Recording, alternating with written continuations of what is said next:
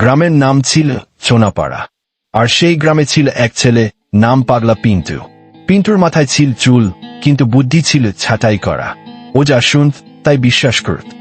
যেমন একবার কেউ বলেছিল, গরুতে যদি চকলেট খাও তাহলে সে চকোলেট দুধ দেবে। ব্যাস, পিন্টু সেই থেকেই তার গরুকে কিটক্যাট, ডেইরি মিল্ক, এমনকি 5 স্টার খাওয়ানো শুরু করল।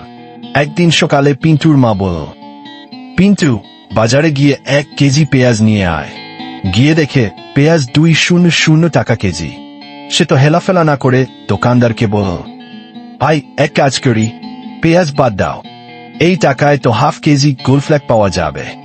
দোকানদার মদ খেয়ে বলল, তুই ধূমপান করিস?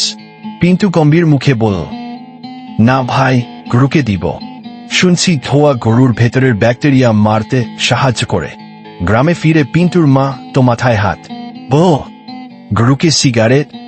পরদিন গ্রামের স্কুলে বিজ্ঞান মেলা ছিল।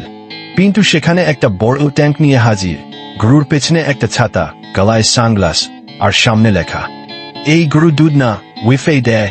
সবাই হেসে গড়াগড়ি। ও গরু ওয়েফে দেয় কিভাবে?